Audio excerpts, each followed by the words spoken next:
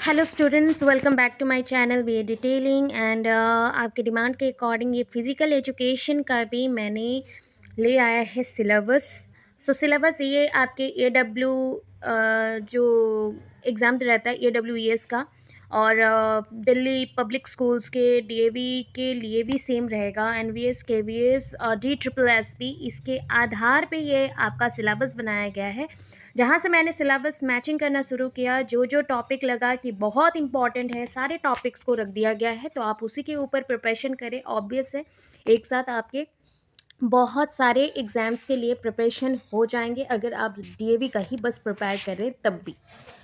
इसमें है concept of physical education. Physical education में उसका डेफिनेशन पढ़ो, फिजिकल एजुकेशन का वैल्यू, ऑब्जेक्टिव्स, फिजिकल एजुकेशन का importance, place of physical education in education system, physiological aspect of physical education जैसे muscular system क्या है, सर्कुलेटरी सिस्टम क्या है, रेस्पिरेटरी सिस्टम क्या है, डाइजेस्टिव सिस्टम्स क्या है, क्यों हम फिट रहने से क्या होगा, ये आप हमसे बेहतर जानते हो।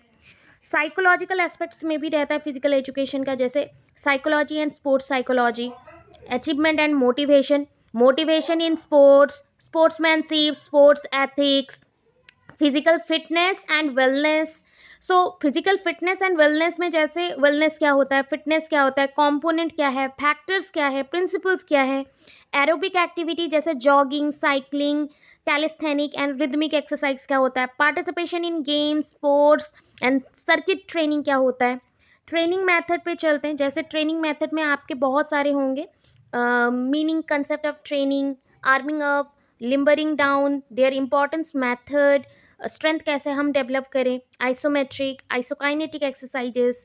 तो ये आपके मेथड्स हैं। और भी हैं development continuous method, interval training and fartlek methods of speed development, pace races, acceleration of runs. Sociological aspects of physical education में है, जैसे meaning of sociological and its importance in physical education and sports, games and sports कितने important है as a man, IS cultural heritage, development of leadership qualities, group dynamics एक important है।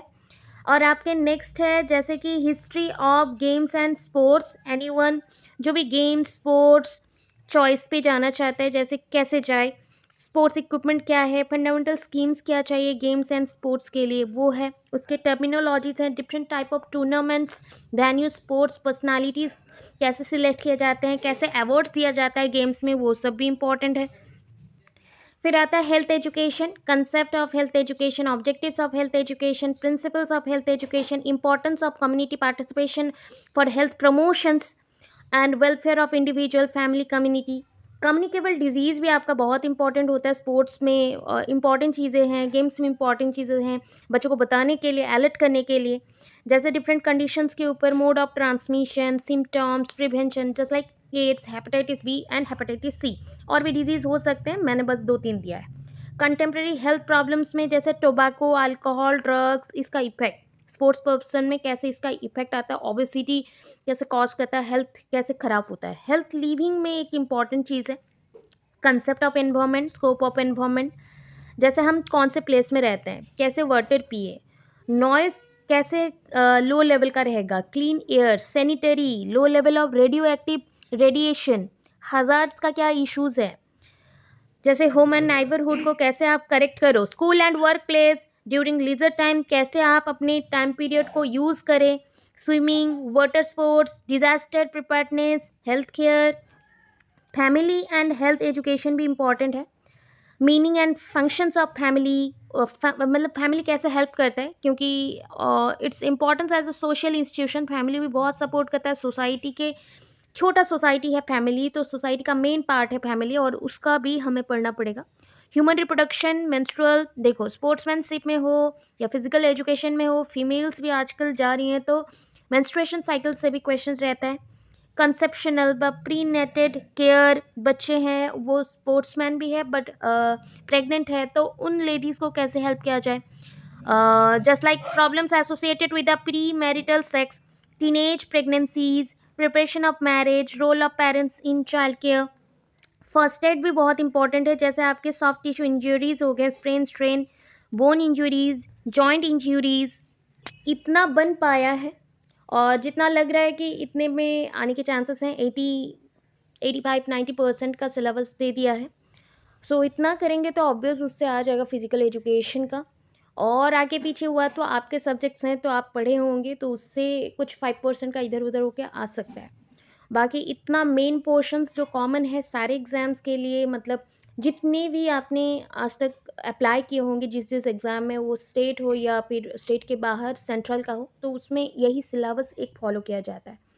और जितना है क्योंकि डीएवी भी दिल्ली बोर्ड से ही कंडक्ट हो रहा है, सो उधर का ही हमने सिलेबस पकड़ा हुआ है, वहाँ से सब कुछ गाइड लेके पकड़ा हुआ है, क्योंकि उसी के बेसिस पे हो सकता है। और आप सबको रिक्वेस्ट रहेगा कि एग्ज़ाम के बाद मैं एक टेलीग्राम लिंक दे दूँगी, वहाँ पे अपना अपना जो क्वेश्चंस हैं, कैसा गया है, कैसे एग्ज़ाम्स गए हैं और किस टाइप का क्वेश्चन आया है, बता के मुझे भेज दीजिएगा, सो दैट मुझे इन्फॉर्मेशन मिल जाए।